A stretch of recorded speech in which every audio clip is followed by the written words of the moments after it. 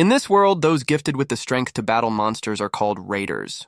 They dive into dungeons, defeat beasts, and return with treasures that dazzle the rest of humanity. To most people, they're heroes, symbols of courage and power. But behind the glory lies jealousy from those who wish they could live that life too. Inside a busy restaurant, everything feels normal until one voice breaks the calm. Jaehyeon, the story's hot-headed protagonist, slams his hand on the table, fuming after learning he's been hired only as a meat shield for the next raid. The man with glasses, calm as ever, tells him to chill out. After all, Jae was the one desperate for a quick gig, and this is the only one available. Jae grumbles, but knows he doesn't have much of a choice.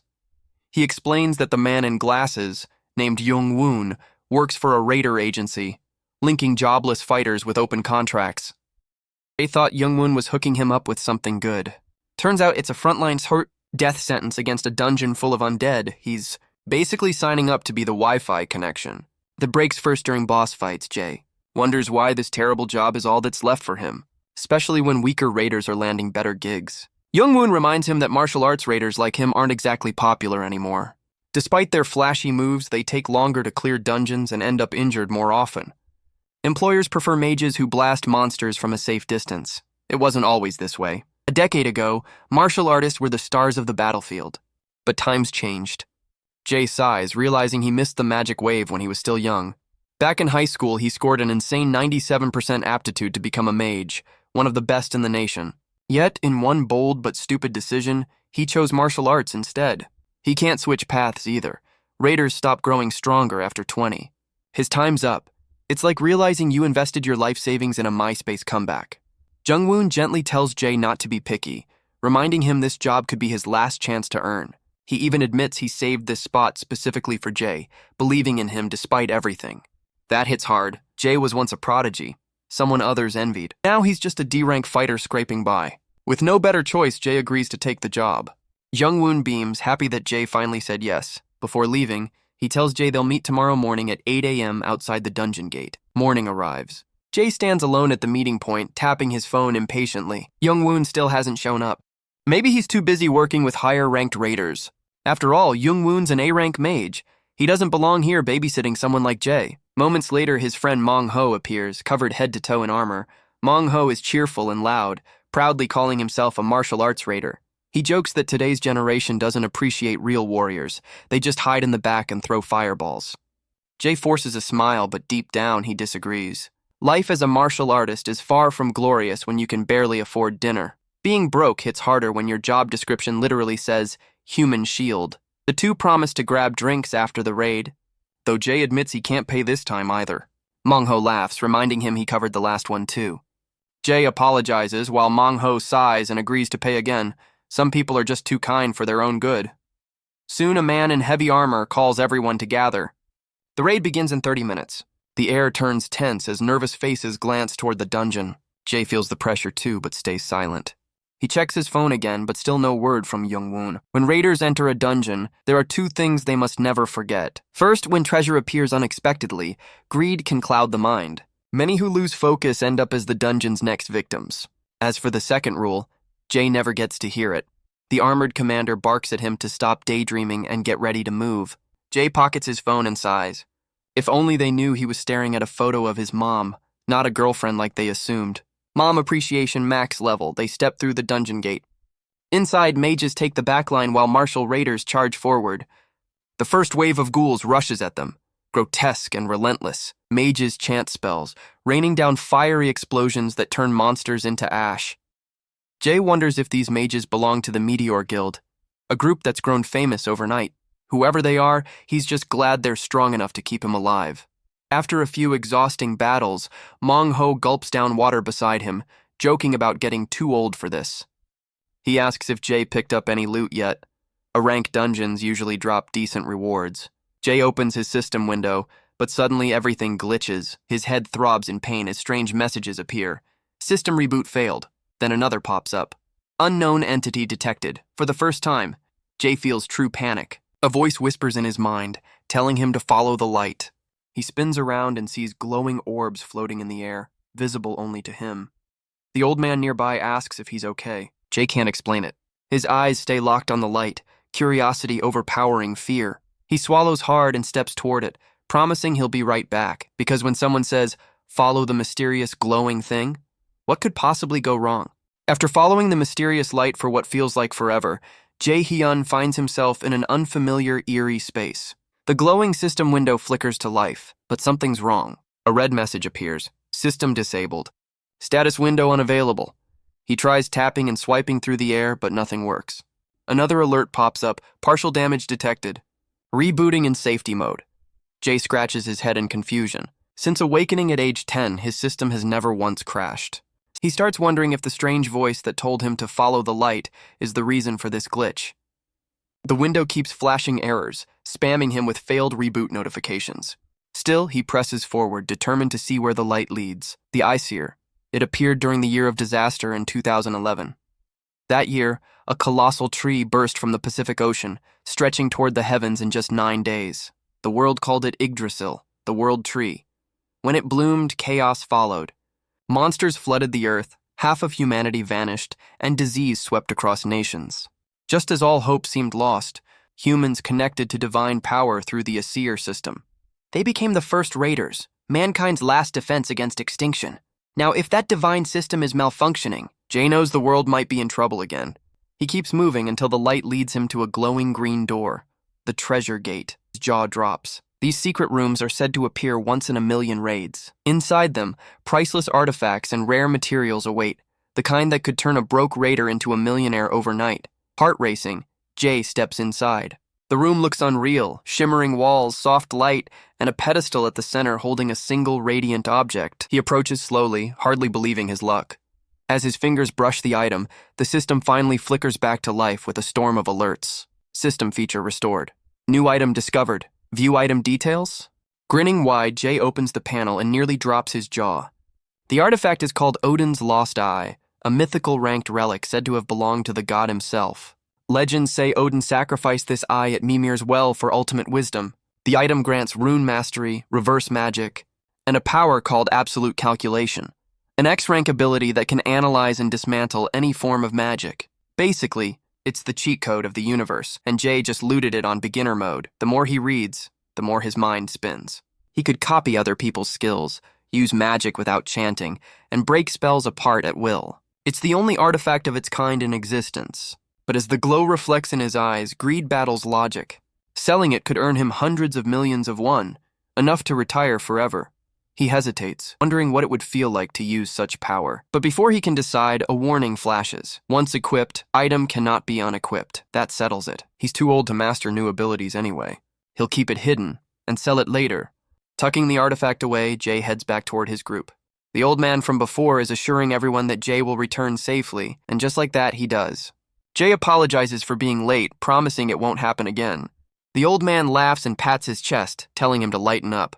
Jay smiles and jokes that he'll buy everyone drinks tonight, shocking the group. What they don't know is that revealing his find could get him killed. Inside dungeons, laws mean nothing. If the others knew he found treasure, they'd tear him apart for it. So Jay keeps his mouth shut. Suddenly, the ceiling cracks. A loud boom echoes through the chamber as the ground trembles. Jay leaps back, landing hard, and probably bruising his backside in the process. Because nothing says heroic escape like falling on your butt mid-disaster. A wave of purple mist floods the area. Raiders cough violently, blood dripping from their lips. Jay instantly covers his mouth and shouts for everyone to get out. It's poison! He turns to help his friend, but horror freezes him in place. A blade pierces through Mongho's chest. Blood splatters as Mongho chokes out his final words. Run! Jay's world shatters. His mind screams, but his body moves on instinct. He runs, stumbling through the collapsing ruins, gasping for breath. It hits him then. This isn't an accident. Someone planned this. He finally escapes the poisonous fog, lungs burning, sweat dripping down his face. He doesn't know who's behind this massacre or why. But before he can gather his thoughts, a fiery arrow blazes through the air and explodes in front of him. Out of the smoke steps a familiar figure in a hoodie. Jay's heart sinks. It's Jung. With energy sparking at his fingertips, the man smirks and says, I told you we'd meet today, didn't I? And just like that, Jay realizes, yep, this meeting's definitely not about catching up over coffee. Jaehyun's heart pounds as he faces Jungwon, the man in the hoodie. His mind races with questions, but one bursts out first. Was Jung behind the poison fog? Did he really massacre the Meteor Guild? Jungwon smirks, tilting his head like it's no big deal, and admits everything without a hint of guilt. Jae stands frozen. Then, forcing himself to calm down, he asks why. Jung just shrugs and says it was business. His clients paid for it. Jae grits his teeth, realizing this wasn't just random, it was a contract killing. He's heard of these before. Dungeon assassination jobs. Inside these closed spaces, raiders disappear all the time, and no one outside ever finds out why. The Meteor Guild had played the same dirty game. And now they were on the losing end. Jae's shoulder throbs from the earlier graze of a flaming arrow. He knows he can't win a fight against an A-rank mage like Jung-woon, one of the country's elite. Jae's a D-rank brawler, barely above rookie level. Even if he's not the target, Jung might kill him just to erase witnesses. He wants revenge for his fallen comrades, especially Mong-ho. But acting now would be suicide. He swallows his anger and says quietly, "I won't tell anyone what happened." Jung-woon doesn't even respond. He just laughs and summons fiery chains that shoot straight toward Jae. Jae dives aside, rolling through dirt as flames scorch past him. One chain grazes his cheek, searing his skin. The mage keeps firing spell after spell, merciless, while Jae dodges again and again. It's like trying to dodge homework when your teacher's got laser vision. Jae's breathing grows ragged. Why is Jung trying so hard to kill him? He's just a nobody. Then, out of nowhere, that cruel voice echoes in his head again, calling him useless, pathetic, worthless. It's the same voice that's haunted him for years, his father's. Something inside him snaps. Jae shouts over the roaring flames, demanding to know if his father is behind this. Jung-woon pauses, then bursts into a chilling laugh. "You finally figured it out," he says. Jae's mind goes blank. He remembers his mother's smile, then her lifeless body on a cold winter day 5 years ago. Trembling, he demands the truth. Jung confirms it casually. Yes, his father ordered both the Meteor Guild's deaths and his mother's assassination. Jae can barely breathe. "Why?" he asks, voice shaking. Jung shakes his head. "Who knows? Even I can't understand a man who kills his own family." Then he grins and summons another volley of fiery arrows. As the arrows blaze toward him, Jae stops running. Something inside him ignites. The mythic artifact he found, Odin's Eye, suddenly bursts with light. Jung's confident smirk fades as Jae's aura explodes, glowing brighter with each passing second. The mage stumbles back. "Impossible," he mutters, watching in disbelief as Jae absorbs magic energy into his body like a vacuum. Jung fires a massive arrow, but it evaporates midair, completely erased. The system flashes to life again. Mythic artifact activated, Odin's lost eye. Jae's expression shifts into a slow, dangerous grin. Another alert follows. Blank card available. Finally, while Jung tries to regroup, Jae uses the blank card to copy Jung's skill, Blitz Chain. Energy crackles around his hand as he raises it, eyes glowing with divine fury. "Your turn," he says. Flames twist into arrows as both men fire simultaneously. Jung's years of experience meet Jae's newfound power in a storm of fire and light. The air itself shatters from the force of their clash. But Jae keeps pushing, his attacks growing faster and sharper. Jung starts to panic, throwing up shields that crumble under the strain. Desperate, the mage unleashes a massive Blitz Chain, his ultimate spell, but Jae activates absolute calculation. The chain dissolves in midair, every rune broken down into particles of light. Then Jae fires one final arrow that pierces Jung's barrier and slams into his chest. Jung crashes to the ground, bloodied and broken, begging for mercy. Jae walks toward him slowly, eyes cold. With one last burst of flame, he ends it. Revenge served hot and crispy. When it's over, Jae collapses. His body is trembling, his mana almost gone. The world spins around him. He thinks bitterly about the irony. He finally gets a mythic item only to nearly die right after. Death has always been part of the job, but this time it feels closer than ever. Then, out of nowhere, the system appears again. "New download available. Do you wish to activate?" It offers him a chance to return to a past point in time. Jae lets out a weak laugh. "Sure, why not?" he mutters. The Norner system activates. Everything goes dark. Then he sees them. Divine figures, women speaking in an ancient language, their presence overwhelming. One of them reaches toward him, her hand glowing with light. Suddenly, the friendly blue system turns crimson red. Warning, user has become a major enemy of the High Seer. Half of the gods are now watching. Great. Even the heavens added him to their block list. Then, silence. Jae gasps awake in his bed. His room looks normal, but his heart races. It feels too real. A flicker of red energy forms in his palm. The system confirms it. User has successfully returned to the chosen time period. Memories flood his mind. The fight, His mother's death, the betrayal. Tears well up as he sees her alive again, standing right there in front of him. He rushes forward and hugs her tightly, trembling. This isn't a dream. He's really back, and for once, getting a second chance doesn't feel like cheating. It feels like destiny. After some time alone in his room, Jaehyeon feels a sharp pain in his chest that jerks him fully awake. Gasping, he checks his system window. The date flashes before him, November 15th, 2020. Somehow, he's been sent 11 years back in time. His system calmly reports that his body has healed by 20%. Jay clutches his chest, breathing heavily, still unsure if this is real or some twisted dream. Looking around, everything feels familiar. The old furniture, the creaky bed, even the faint smell of his mother's cooking downstairs. It's his old home, his real home. Before he can process it, a new system quest appears. A break is the mother of success. The task? Rest until he's fully recovered. The reward? A blank card. For once, a mission that doesn't require fighting for his life. Jay exhales deeply, his thoughts racing. Somehow, the Norner system pulled him back to when he was in his 3rd year of middle school, before everything went wrong. Checking his desk, he spots a note from his younger self. Choose martial arts. He stares at it, grabs a pen, and strikes a thick line through it. Not this time. No more bad decisions. This time, he's going to become a mage. Later that evening, he sits at the dinner table with his mother, struggling to hold back tears. She eyes him with concern. He's been acting strange ever since she got home. Earlier, he had hugged her so tightly and cried so hard that she thought something terrible had happened. Gently, she asks what's wrong. Jay forces a shaky smile and says it was just a nightmare. But deep down, he knows it was a memory of losing her. Try explaining, "I saw you die 11 years from now," without sounding completely insane. Finally, he musters the courage to talk. He tells her he's thinking of switching majors. He wants to enroll in the magic class instead of martial arts. She blinks in surprise, then chuckles warmly.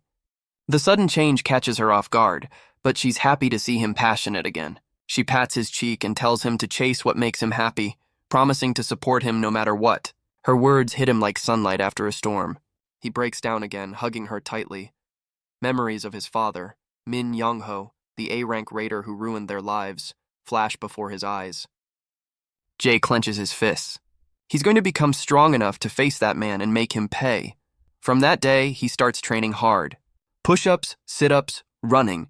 Every rep brings him closer to redemption. Completing his first quest grants him a blank card, and his body begins to tone up fast. He still doesn't fully understand how the Norner system works, but as long as it's functional, he's not complaining. Most of his old martial arts skills won't help now. His main weapons are still absolute calculation and blitz chain, copied from Jung. Checking his status screen, he confirms his level has reset, but his passive skills remain. Two stand out. One who is observed by the God's Supreme God's Eye. Both are maxed out. Not bad for a middle schooler. He inspects them closely. The one who is observed by the God's skill boosts all his stats by 1 point every time he levels up, and helps him retain his other passives during regression. It also attracts attention from divine beings, meaning he's constantly under the gaze of half the Aesir pantheon. The Supreme God's Eye skill, on the other hand, allows him to see through illusions and uncover the truth behind any deception. Next, he reviews Blitz Chain, his offensive move. He needs something else, something to keep him alive. That's when he decides to use his blank card to copy a healing skill. Even in this era, where mages get little respect, healers are revered.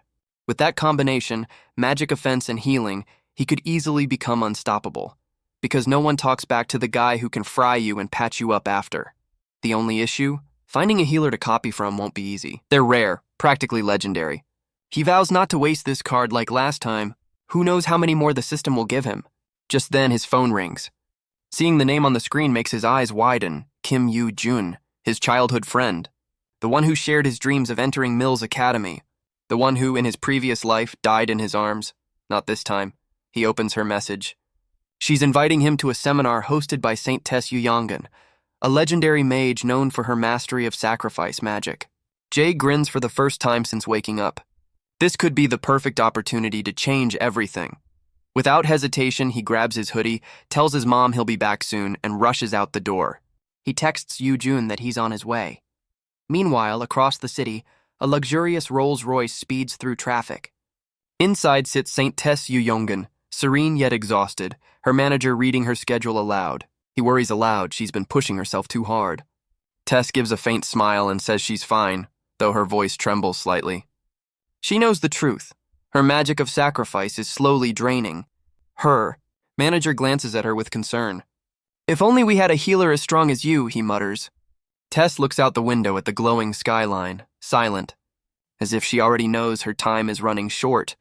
And somewhere out there, racing through the night, Jaehyeon is heading straight toward her, unaware that this meeting will change everything once again. At last, Jaehyeon and Kim Yoo-jun arrive at the grand seminar hall. The crowd is massive. Students, reporters, and Raider hopefuls flood every corner. Yoo-jun, full of excitement, practically drags Jae through the crowd like a kid at a concert. He smirks, teasing her that she only brought him because she's scared of getting lost. Nothing screams guilty like a dramatic denial followed by total silence. After all, if he can copy St. Tess Youngun's power today, it'll change his life forever. That single skill could make him one of the most powerful mages in Korea. The crowd finally settles. The atmosphere buzzes with excitement as St. Tess takes the stage.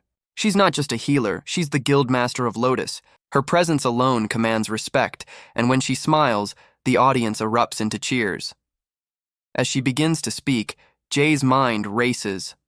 He knows something no one else here does. In just 2 months, she'll fall deathly ill during a raid. Her own sacrifice magic will turn on her, draining her life away. If he can copy her skill now, he'll have the power to save her later. Meanwhile, Yoo-jun is starry-eyed, clapping enthusiastically. Jay side-eyes her, slightly annoyed by how excited she gets, but secretly amused. On stage, St. Tess's voice rings clear, urging people not to lose hope. The world may be chaotic, she says, but the awakened still stand as humanity's light. Motivational speeches hit different when the speaker can literally smite demons. When the seminar ends, the crowd surges toward the exits. Yoo-jun keeps chattering about how inspiring the saint was, while Jay teases her relentlessly. She groans, threatening to ditch him. He just grins and mentions he already called her mom to pick her up, since her navigation skills are legendary for all the wrong reasons. She huffs, telling him to get a ride too. He shakes his head, saying he has something else to take care of. Before he leaves, he casually mentions he's switching paths. He's going to focus on magic now. Yoo-jun blinks in surprise, but before she can ask why, he waves goodbye and disappears into the crowd. Her cheerful face falls a little as she watches him go.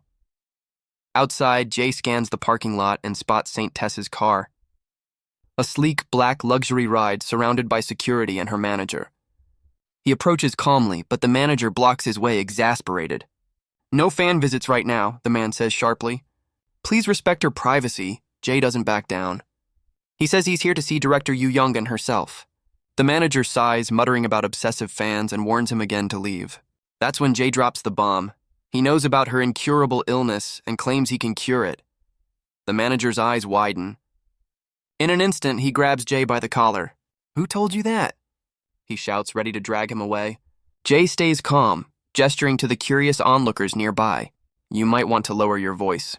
Right then, the car window rolls down. St. Tess herself leans forward, her sharp eyes studying Jay. "Can you stand by what you just said?" she asks. He meets her gaze. "Yes, I can cure you." A quiet tension fills the air. Though clearly skeptical, the saint orders her manager to schedule a private meeting with him. "If he's lying," she says softly, "we'll find out soon enough."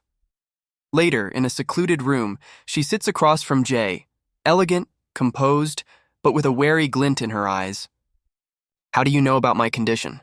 she asks. Jay apologizes but refuses to explain. "If I told you that," he says, "I wouldn't be able to treat you." She chuckles quietly, amused by his confidence, then presses on. "And how do you plan to treat me?" Jay doesn't hesitate. "By copying your skill, sacrifice." Her expression freezes. The manager bursts out angrily, demanding if Jay even understands what he's saying. "That's a unique skill," he yells. "No one can copy that. It's bound by blood and divine law." Jay raises a hand, unfazed. "If I didn't know that, I wouldn't be here."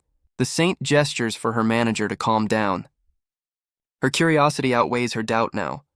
"Can you really do it?" she asks. He nods firmly.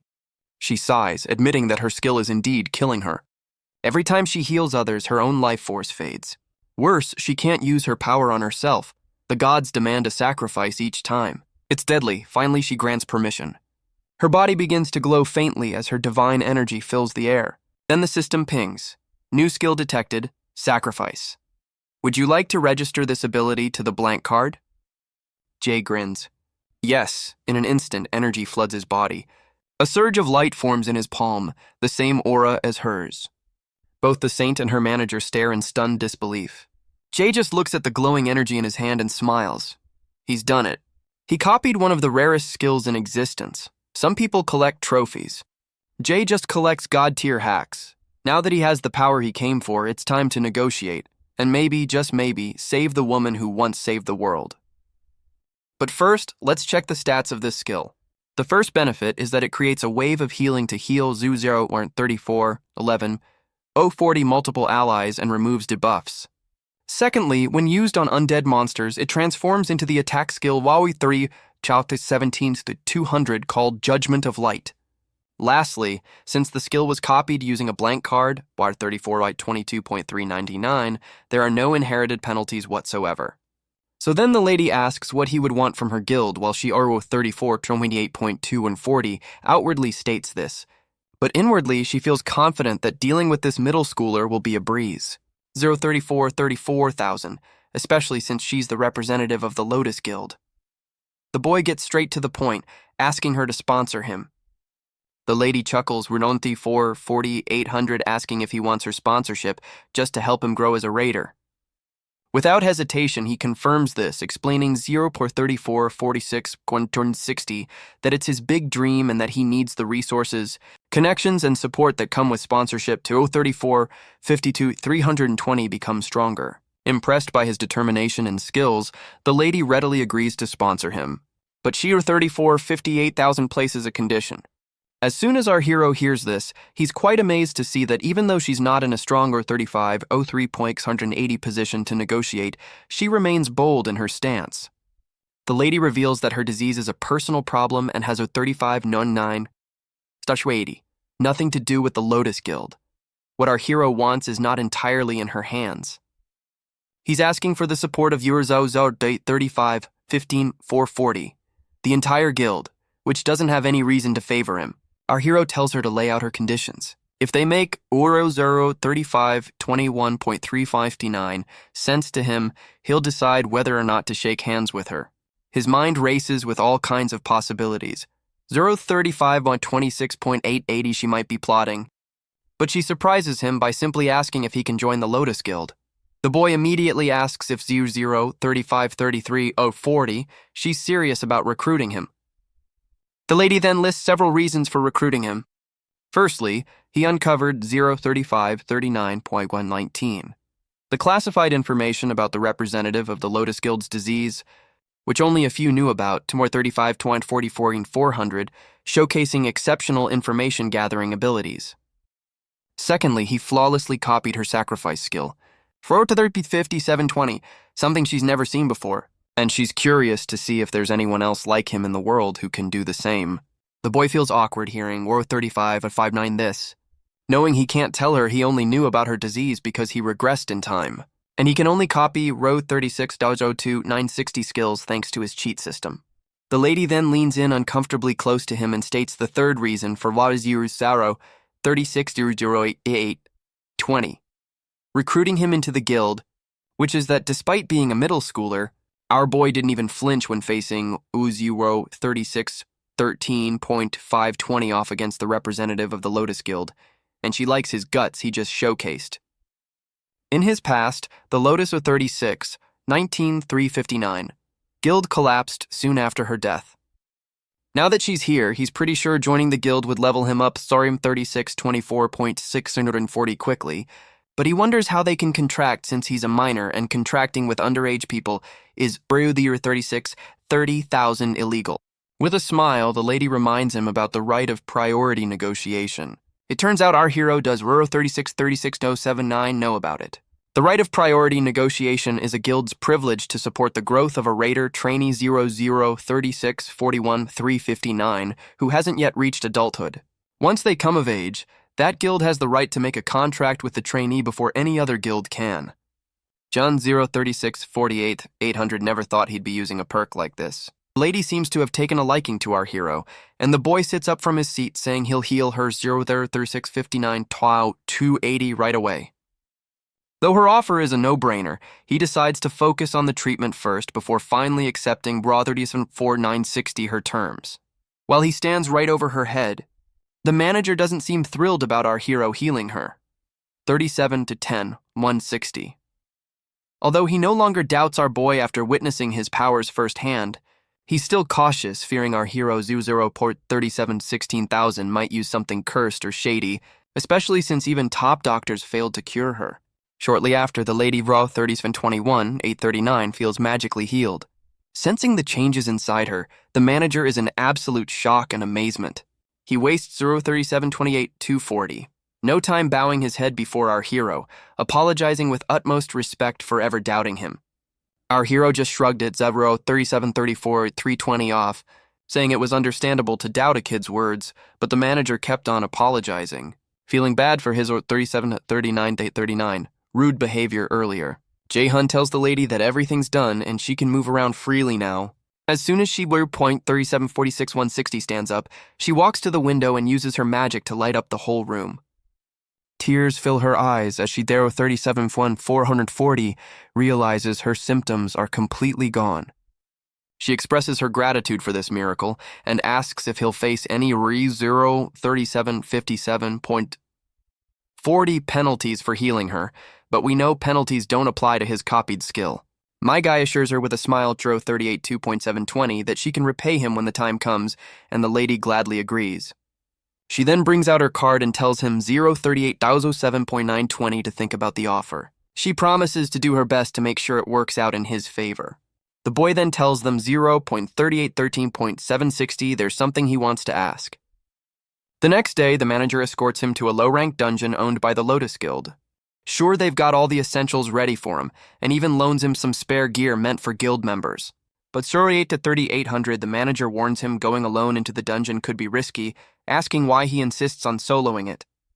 Jaehyeon just 038 37 520 says he wants to grind. As a safety net, the manager hands him a stone, saying it's a warp stone. If he breaks it, Chow 3843 440, he'll teleport outside the dungeon gate.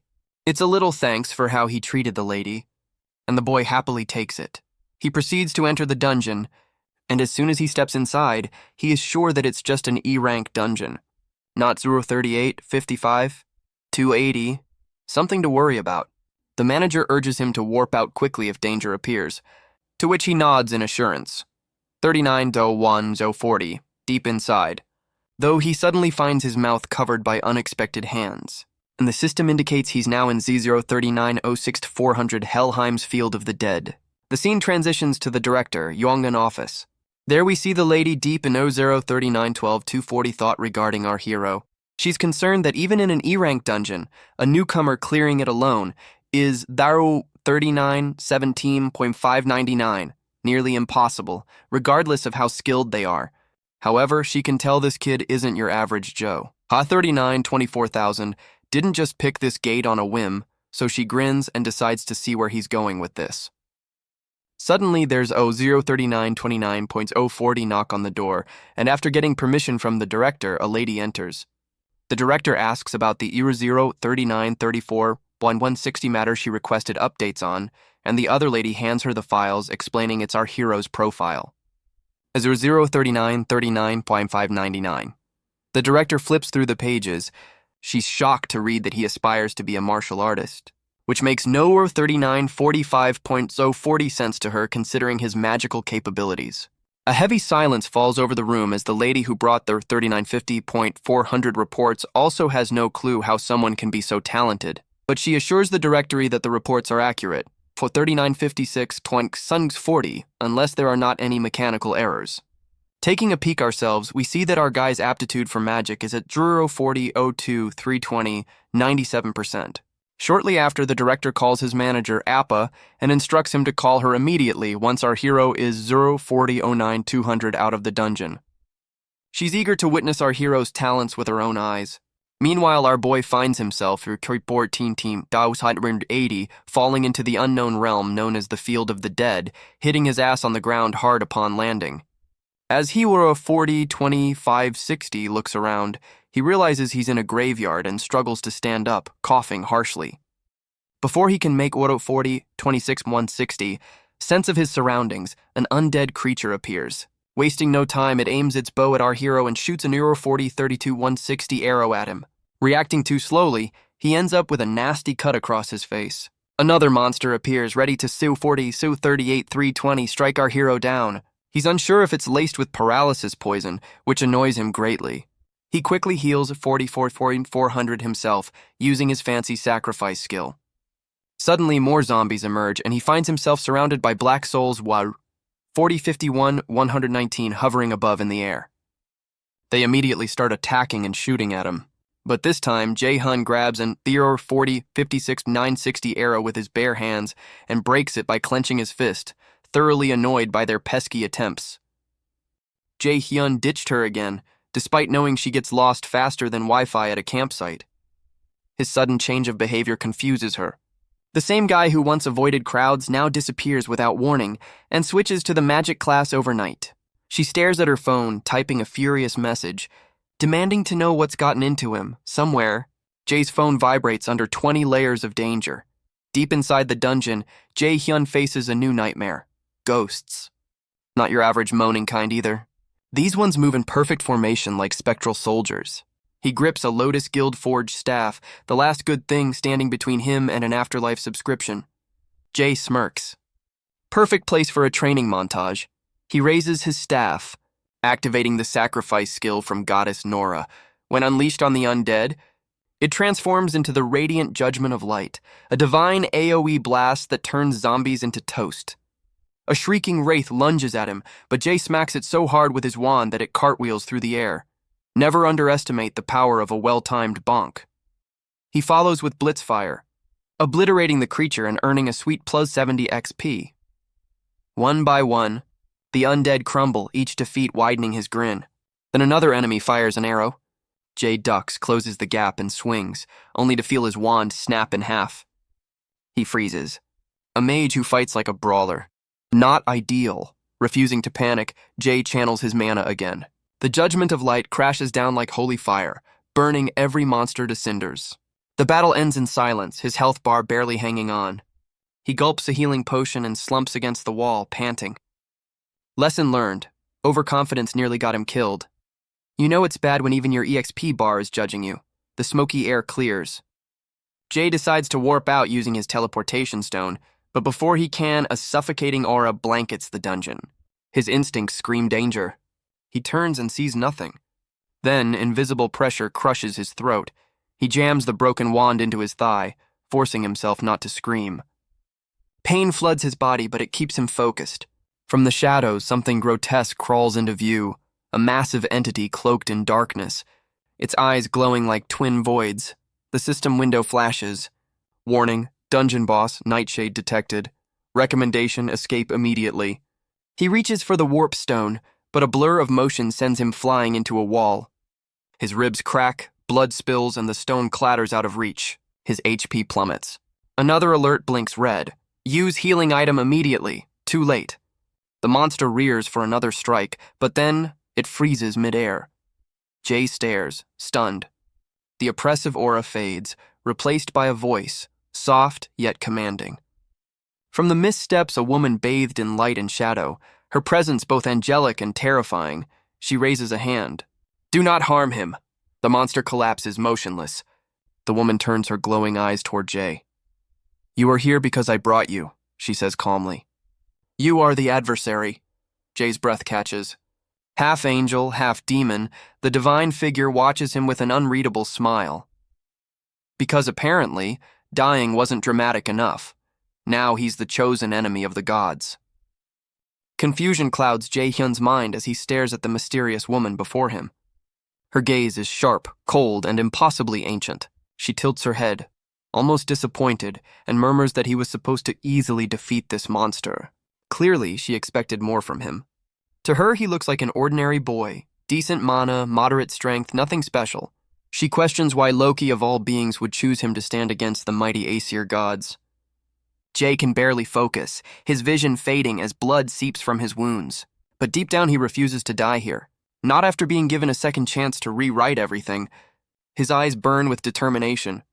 The woman pauses, her expression softening slightly. You have resolve, she admits. But you're still pathetically weak. Her fingers close around his throat, her voice dropping to a chilling whisper. If you don't grow stronger soon, I'll kill you myself. Some people motivate with speeches. Others prefer death threats. Then she releases him, her voice echoing like thunder across the dark void. She grants him one final chance to become stronger, strong enough to slay the creature called Nightshade. If he can do that, she promises him a reward beyond imagination. But if he fails, he'll die. A glowing system window bursts open before his eyes. Main quest, Hell's Trial. Objective, defeat Nightshade within 2 months. Reward, blessing of the goddess Hell. Penalty for failure, death. That's when it hits him. The woman standing before him is goddess Hell, ruler of the underworld and daughter of Loki. Before he can respond, black hands crawl out from the shadows, gripping his body and dragging him down into the darkness. His consciousness slips away, the last thing he sees being a familiar blonde goddess speaking in a strange melodic language, the same one from when he first regressed. Then suddenly light. Jay gasps awake, back in the real world. His wounds? Completely healed. He checks his system window. The quest is still active, glowing ominously. This wasn't a dream. The encounter was real, and Goddess Hell herself has marked him for a divine death countdown. He's officially on every deity's to-do list, and not in a good way. Still, he can't afford to panic. He's heard the term adversary before, right after the Norner system first activated. Whatever it means, it ties him to the gods' plans. He doesn't know how or why, but one thing's certain. If he stops getting stronger, Hell will personally collect his soul. Jay laughs dryly. Well, guess I've got some grinding to do. He has no time to waste. His skills as a mage are undeveloped. He doesn't even know basic spells yet.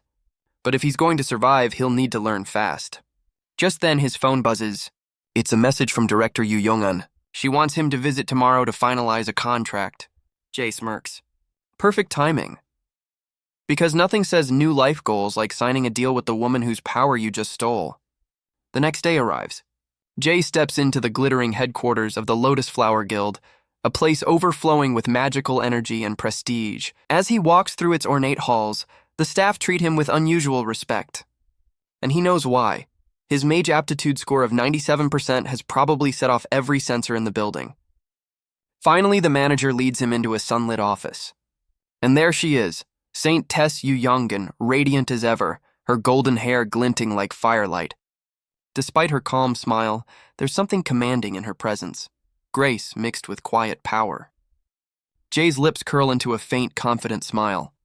This time, he's ready. But one thing's for sure, he's not backing down. Not this time.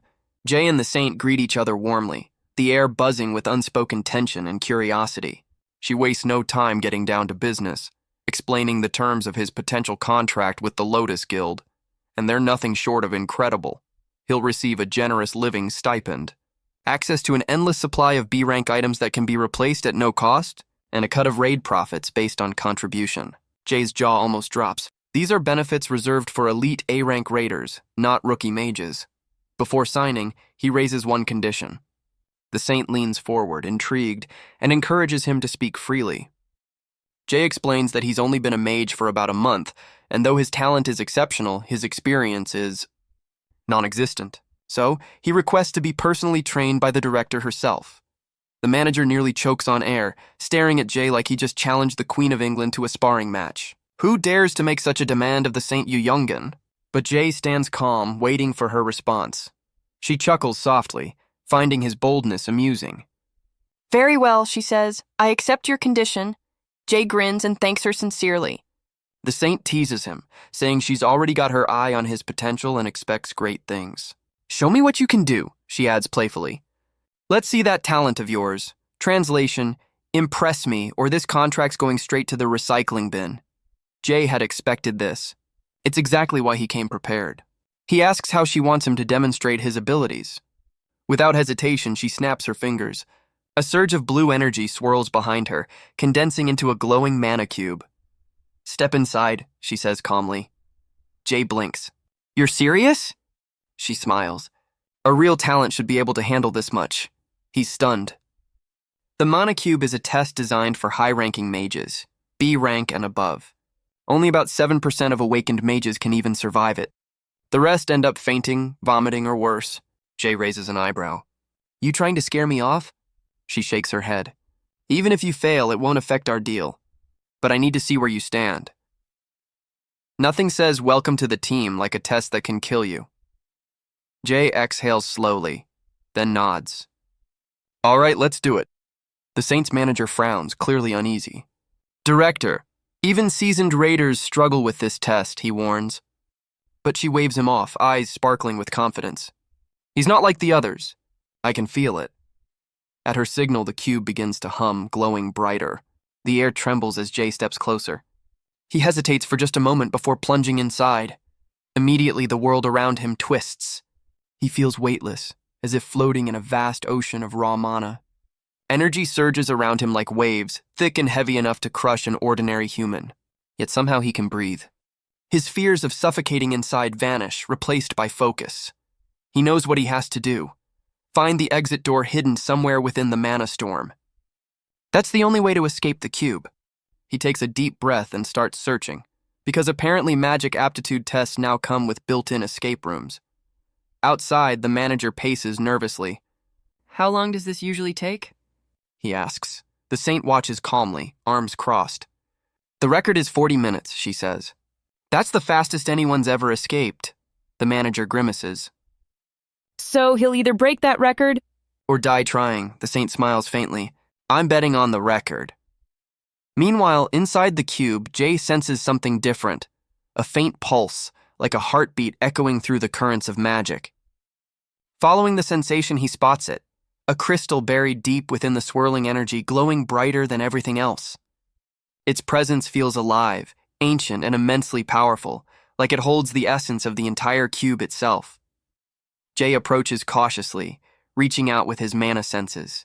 The closer he gets, the stronger the pressure becomes, crushing, burning, testing every ounce of will he has. He grits his teeth and pushes forward. Outside, alarms on the mana sensors begin to spike. The manager looks at the readings and freezes. Wait, the cube's crystal is fracturing. The saint's eyes widen. Fracturing? The manager checks his timer. Only 10 minutes have passed since Jay entered. That's impossible. He shouts. Inside the cube, cracks begin spreading across the crystal's surface. The ocean of mana roars like a living beast, reacting violently to the disturbance. The saint and her staff watch in stunned silence, their disbelief mixing with awe. Some people take aptitude tests. Jay apparently rewrites the syllabus. Whatever is happening inside that cube, one thing is clear. Jaehyeon isn't just surviving it. He's breaking it. Jaehyeon hovers before the glowing crystal, its pulse matching the rhythm of his heartbeat. He can feel its raw, endless energy, an ocean of power condensed into a single gem. A grin spreads across his face. If this crystal holds the cube's core, smashing it might just be his way out. With a deep breath, he surges forward through the dense mana currents, wraps his fingers around the stone, and crushes it in his hand. The crystal explodes in a burst of blinding light, sending ripples across the entire cube. Cracks spread like lightning around him as a system window flashes open. New passive skill acquired. Crystal of Mana Operation. Achievement unlocked. Breaking expensive things to make a point. The mana cube collapses with a thunderous hum. Outside, the saint and her manager stumble back in shock as the cube's blue light fades completely. The test that normally takes an hour for even S-Rank mages has been destroyed in 26 minutes. Jay has just obliterated a world record previously held by the European prodigy Camilla, who managed 36. The manager rushes forward, eyes wide, and grabs Jay's hand, showering him with compliments like an excited sports commentator. The saint joins in too, her calm demeanor finally cracking into open amazement. How did you do that? She asks, both curious and bewildered. Jay scratches his head and replies casually, I just found a crystal inside and broke it. The saint freezes. You broke it? She repeats, stunned. She explains that the mana crystal is the cube's heart, holding all of its condensed magic. Finding it is nearly impossible. Destroying it should be unthinkable. The fact that he did both means one thing. Jay's mana capacity surpasses that of the entire cube itself. Her lips curve into a delighted smile. Then it's settled, she says proudly. I'll make you the greatest mage in the world. Looks like she found a new favorite student, and possibly a walking headache. The scene shifts to the familiar warmth of home. Kim Yoo-jun is pacing impatiently in the living room, fuming. He's late, again. Beside her, Jae's mother sighs in agreement, checking her phone. He's not answering either. Then a sleek Rolls-Royce glides to a stop outside their house. Both women freeze, jaws dropping. The door opens and out steps Jae, waving casually like this is totally normal. Yoo-jun's face twists in disbelief. His mother's face, however, is pure panic, because nothing says I might be in trouble like showing up in a luxury car you definitely don't own. Plot twist. He didn't steal it. He just broke a world record for it. Once inside, Yoo-jun immediately starts grilling him. Why'd you switch to the magic class? She demands. Jae shrugs. Martial arts wasn't cutting it. Magic's more my thing now. Paperwork's done. She keeps pushing for answers, but Jae deflects, asking why she's hanging around his house. Turns out her parents are working late again at the monster processing plant. They handle exports of creature parts overseas, so she's staying the night with permission from his mom. Jae nods, then smirks. Since you're here, how about you teach me some magic theory? She folds her arms. What do I get in return? Jae sighs. Fine, name your price. She thinks for a moment before smiling slyly. You owe me one wish. Anything I want? Jae agrees, but adds a clause. It expires in a year. Yoo-jun glares at him, clearly annoyed. He grins wider. Never make deals with someone who's already smirking. Any idea what your wish will be? He teases. Yeah, she snaps. For you to shut up. The tension dissolves into laughter, and soon they're in the middle of a playful pillow fight, ignoring his mom calling them for dinner. Their laughter fills the room, a rare moment of peace. Watching them, you can almost see the unspoken bond between them. Meanwhile, far away in a shadowy forest, the sound of blades slicing through air echoes. A man clad in black moves effortlessly, cutting down monstrous ravens with terrifying grace. The corpses hit the ground before the creatures even realize they're dead. The man's presence radiates danger and power. An armored subordinate approaches, awe in his voice. As expected of you, Sir Min Young-ho. That was incredible. Jae's father, the same man who once ordered his wife's death, stands silent, expression unreadable. The armored man nervously continues, inviting him to join their guild, the Scarlet Guild, promising wealth and status. Min Young-ho doesn't even blink. I work alone. The man laughs awkwardly, insisting he reconsider.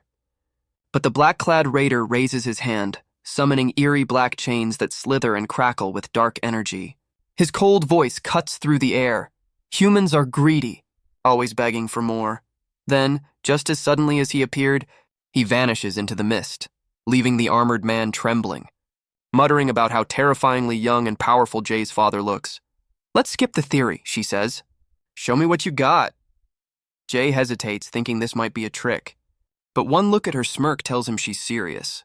With a resigned sigh, he steps forward, straightens his posture, and drops into a fighting stance. Drawing from his martial arts roots, he thrusts forward with a clean punch, sharp and fast. The impact erupts in a gust of wind and dust. When the haze clears, his confidence crumbles. She's holding his fist midair with one hand, smiling.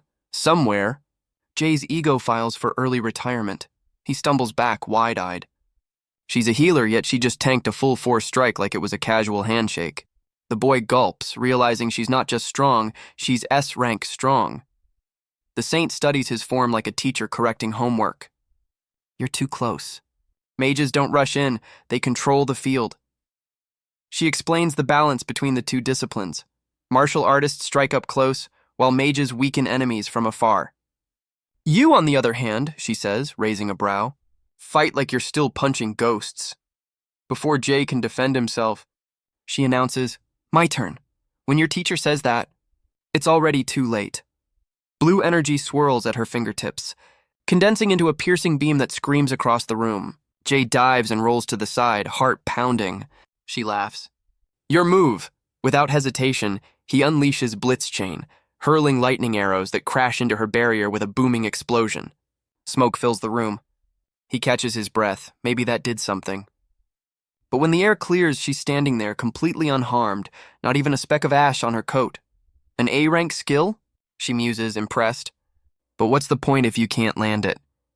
Before he can answer, a blazing arrow forms in her hand and fires straight for his head. Jay barely flinches before it hits, sending him staggering back with scorch marks across his body. He's in pain but still on his feet, grinning stubbornly through it. Seeing his endurance, she smirks. Not bad. Let's see how you handle this. Dozens of blue lightning bolts swarm toward him. Jay reacts instantly, activating absolute calculation, and the bolts vanish midair, disintegrated into pure particles. The saint freezes. You neutralized my magic? Her eyes narrow in disbelief. No one reverses a spell that quickly. Any more tricks I should know about?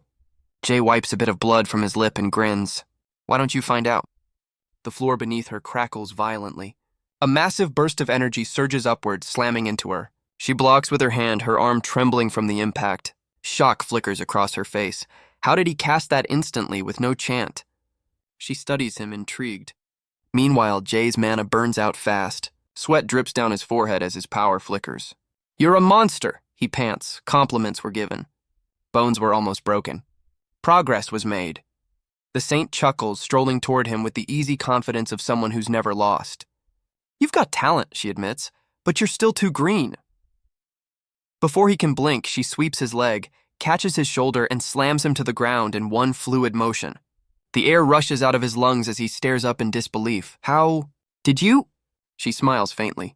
Experience, she says simply, extending a hand to help him up. And just like that, Jay realizes this isn't a teacher. It's a storm in human form. The director studies Jaehyeon with a thoughtful smile. She praises his close combat instinct and how naturally he blends martial arts with spellcasting. What really blows her mind is his reverse calculation skill, the ability to deconstruct magic on the fly. She tells him flat out that this mix of fists and formulas could become a brand new fighting style. Then she makes it official. From now on, she's his mentor. Jay blinks, stunned. Becoming her student is a once-in-a-lifetime offer. She's never trained anyone personally before. Later, he's back home, slumped over a desk, lost in thought. His study partner, Kim Yoo-jun, waves a spoon of ice cream in his face. Hey, you listening? She snaps.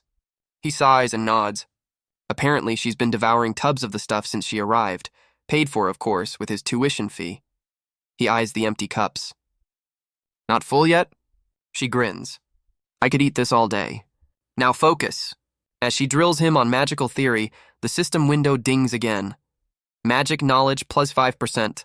Efficiency plus 5%. Jay groans. These non-stop notifications are driving him crazy. Every time he learns something new, the system cheers him on like an over-enthusiastic life coach.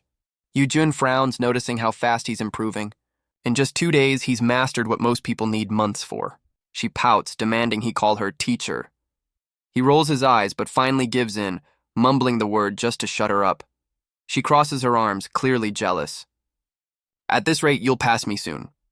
Jay shrugs, half smiling. What can I say? Talent's a burden. Of course, behind the jokes lies pressure. He's pushing himself to the limit, because somewhere out there, Goddess Hell is waiting. And he's got less than 2 months to defeat Nightshade. Yoo-jun suddenly brings up the time he chose martial arts over magic. Why'd you throw away your real gift? She scolds. He's about to respond when a flicker of a man's face flashes before his eyes. Someone from his past life. The vision fades as quickly as it came, leaving him rattled. Yoo-jun waves a hand in front of his face. Earth to Jay. You spacing out again? He nods quickly. Just thinking about the practical exam. Another teacher's helping me with that. She gives him a skeptical look but drops the topic. He forces himself to focus. This isn't the time to get lost in memories. He glances at his notes, thinking ahead. If his experimental mana pill succeeds, it could change everything for raiders around the world, and maybe help him break through his current limits. Because when in doubt, invent magical performance enhancers. Totally safe idea. Meanwhile, at the Lotus Guild Training Center, manager Park Sunjae watches over a group of rookie raiders. He corrects their stances, nodding in approval. When he spots Guildmaster Seongun, he jokes, "Not bad, right? Our new recruits might actually survive this year." But Seongun isn't listening. Her thoughts are miles away. "You're thinking about Jaehyeon again?" Sunjae teases. She chuckles softly and admits it. "I can't help it. He's different." The manager reminds her that plenty of others have tried to master the technique she plans to teach Jae. Her tone turns almost prophetic. If another S-Rank mage ever appears, it will be Jaehyeon. Right now, she's still the only S-Rank magician in the entire country, and even she admits her healing specialty limits her battle potential. But the idea of Jae rising through the ranks like a blazing comet? That would shake the entire magical world. Somewhere out there, destiny just penciled him in for world domination. Tentatively. In a dimly lit workshop, the air thick with smoke and half-burned herbs, the alchemist sighs, hoping his new mana pill recipe will someday help countless raiders around the world. Jaehyeon watches closely, but deep down he knows. Just copying formulas won't cut it. He leans back, thinking hard, and then it clicks. The pill that will change everything isn't invented yet. It's 5 years away. If he can't make it now, then maybe he can meet the man who will. Li Jang. The genius who'll go down in history as the pill's creator. Li Jang, as Jae recalls, is currently a senior, a first year at Mills Academy. Perfect. If he can track him down early, he'll secure a connection worth its weight in gold. Meanwhile, Yoo-jun decides to drop by Jae's house expecting study notes and snacks. What she walks into instead looks like a crime scene set in a chemistry lab. The sink's overflowing, the air reeks of failed experiments, and there's a suspicious pot vibrating on the stove like it's possessed. Her eyes widen. "Should I call the cops?" she whispers. Grabbing a frying pan like a weapon, she tiptoes through the house, muttering curses under her breath. Every horror movie starts with someone investigating a weird noise, and here she is volunteering. Elsewhere, we cut to a flash of history. When Yggdrasil first appeared and monsters flooded the world, a few heroes rose above the chaos. One name stood out, Li Jang, also known as Quickblade, Korea's first S-Rank raider. After the first generation of Awakened vanished, he took the mantle without hesitation. Carving his legend into history, the man Jae seeks now, Li Jang, is none other than Quickblade's youngest son. Jae arrives at the city's teleportation hub. The attendant at the portal counter glances up. "Destination?" "Daegu," Jae replies. The attendant hesitates. "You sure?" "That city's still crawling with monsters," Jae nods. "That's fine." The portal hums to life, flaring blue, and he steps through into what was once a bustling metropolis, now a ruin swallowed by fog and claw marks. Daegu lies half-abandoned, the silence only broken by distant roars. He moves quickly, keeping to the shadows, until the towering spires of Mills Academy rise ahead. By the time he reaches the gates, his boots are caked with dust, but his determination burns bright. Inside, the campus feels alive, students training in open fields and classrooms humming with mana. But finding Li Jang among them? Easier said than done. He knows Jang's in the combat department, though not exactly known for his fighting spirit. So Jae starts searching classrooms. He passes groups of gossiping students until he notices a crowd gathered down the hall. Curious, he pushes through, just in time to catch someone flying backwards straight into him. The kid groans, dazed. Jae steadies him, only to realize it's the very person he came to find, Li Jang himself. "Sorry," the boy mumbles. Jae doesn't respond. His eyes are locked on the guy standing opposite, Jang's opponent, grinning with arrogance. "Who the hell are you?" the bully sneers. "You got business with this stuttering loser?" "Congratulations, Jae. You found your target and his villain of the week." And that's a wrap for today's recap, but trust me, there's so much more to come. The next chapters are packed with even more twists, and I can't wait to dive into them with you. Comment below if you want part 2. Your thoughts mean everything, and we'll make it happen together. If you're enjoying the journey, please like, subscribe, and hit the bell icon to stay updated. We're pouring our heart into every video, improving day by day to give you the best experience. Your support really helps, and a like makes sure this video reaches more people. Let's grow this community together. Thank you, and I'll see you in the next one.